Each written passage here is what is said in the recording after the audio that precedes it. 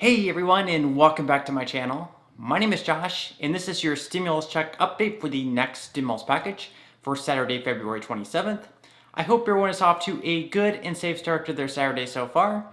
In this video, I'll be discussing updates in regards to the current relief package and the third stimulus check.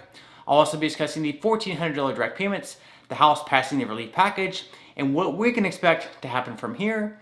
And then I'll be wrapping up this video by answering some of the comments and questions that I received in my previous video. But first, if you wouldn't mind real quickly, liking this video, give me a big thumbs up. It really just helps with the YouTube algorithm in terms of pushing this video out to other viewers like you, and hopefully helping other people like you as well.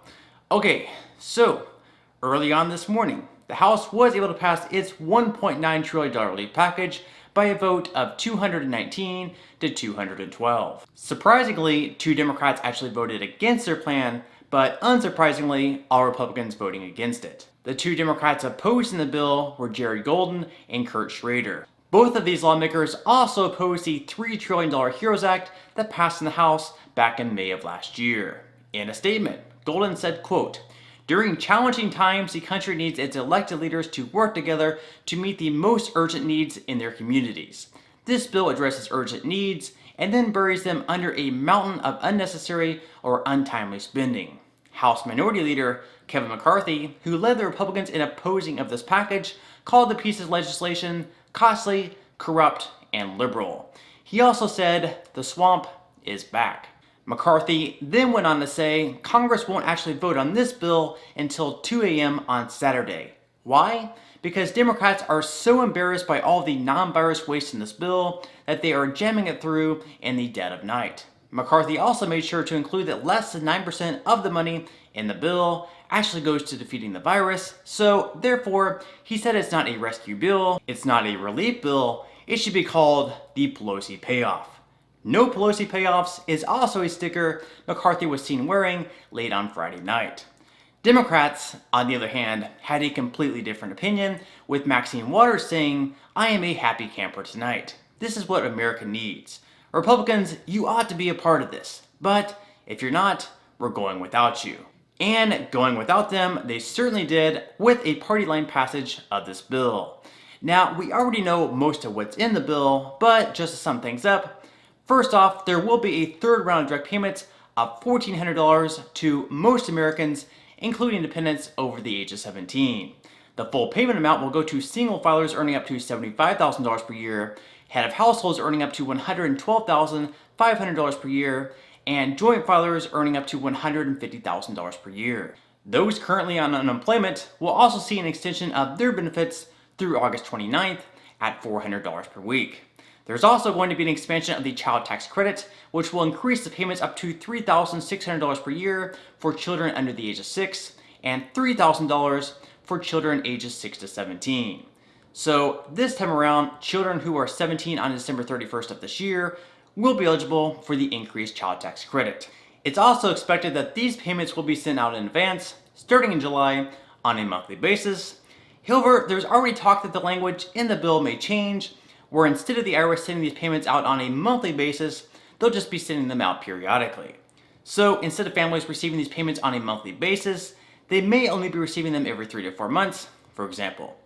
Let's wait and see. In addition to those measures, the House also made sure to include the provision to increase the federal minimum wage up to $15 per hour, despite the Senate parliamentarians' ruling that it couldn't be in the reconciliation bill.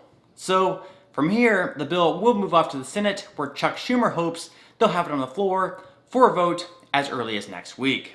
Of course, by the time the Senate votes on the bill, there will be a few amendments, which means once or if they pass the bill, it will need to go back to the House for a final approval. One of these changes is expected to be the removal of the $15 per hour minimum wage, where in its place, they'll have a provision that penalizes big companies for not increasing their pay by imposing a 5% penalty on their total payroll. Over time, if they fail to increase pay for their employees, the penalty would increase even more.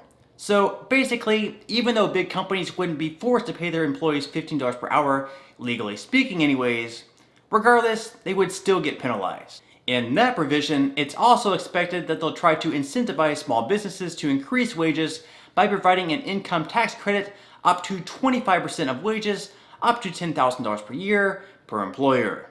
So once those amendments are made to the bill, the Senate will hold a vote, hopefully as early as next week. The only question at that point is whether or not Joe Manchin and Kyrsten Sinema will approve the changes. In large part, they were opposed to increasing the minimum wage for small businesses, and considering the provision doesn't look like it's going to penalize small businesses for not increasing wages, I would think that they would be okay with the changes. Once or if the Senate passes the bill next week, as I said, it will be sent back to the House for a final approval. Even though it's not going to include the measure to increase the minimum wage to $15 per hour directly, House Speaker Nancy Pelosi said that she believes the House will absolutely pass the relief bill without a minimum wage increase in it. Pelosi said that if needed, they will try to pass the increase in a separate bill instead. So, at this point, we're right on track to have this bill signed into law by the 14th of March, which is the same date in which the current unemployment benefits are set to expire. At earliest, I'd expect that they could probably have this bill signed into law at some point next weekend. This would require the Senate to pass a bill at some point late next week, with the House voting on it during the weekend, and then Biden signing it into law. Again, if this happens to be the case, I would expect the next round of direct payments to begin going out around the middle of March, with my guess being around the 18th. In the meantime, while we wait for Congress to finalize and pass this relief package, all we can continue to do is hang in there, stay strong, and hope for the best. Okay, so at this point in time, I'm going to move right along to answering some of the comments and questions that I received in my previous video. And if you do have any other comments or questions for me, please feel free to leave them in the comment section below. I do try to answer as many of the comments and questions as I possibly can, but for those comments and questions I'm not able to respond to, I do try to pick some of the more popular ones to answer in the next video in video form.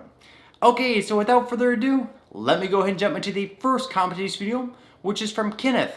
Kenneth says, do you know when they are going to issue tax refunds? I filed on January 2nd.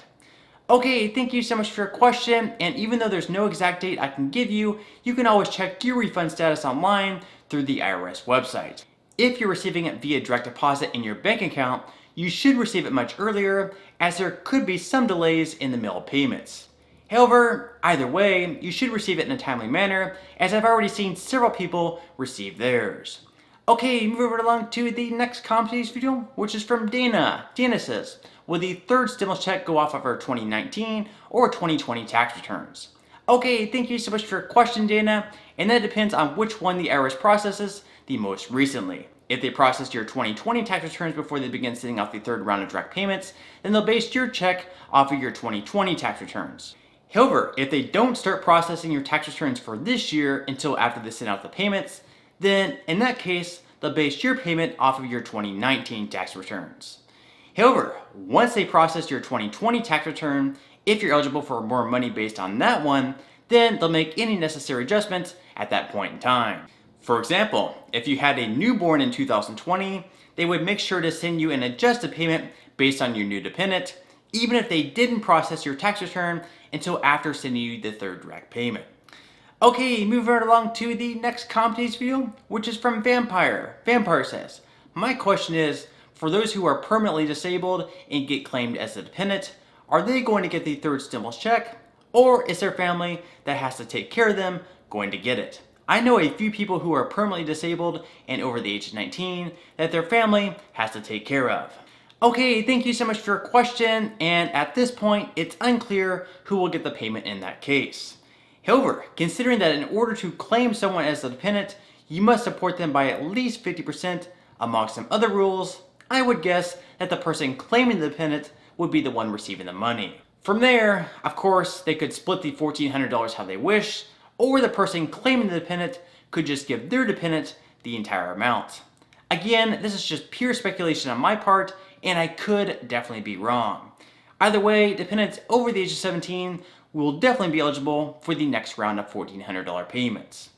Alright, so on that note, I'm going to go ahead and wrap up this video. If you did enjoy the content in this video and you'd like to see more videos like it, please consider subscribing to my YouTube channel. It is completely free to do so, and it's a great support to me. Also, if you'd like to receive 4 free socks from Webull, with 2 of them valued all the way up to $1,600 each, or 1 free sock from Robinhood just for signing up and linking your bank account, please feel free to claim those free stocks by clicking the link in the description box below. And finally, if you join Rakuten with my referral link in the description box below and spend at least $20, Rakuten will give you $20 cash back.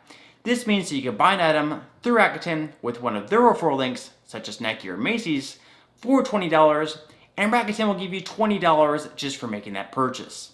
This is just an incredible deal that I would love for everyone to take advantage of. Okay, so until next time, I'll see you guys, and I hope you have a great day today.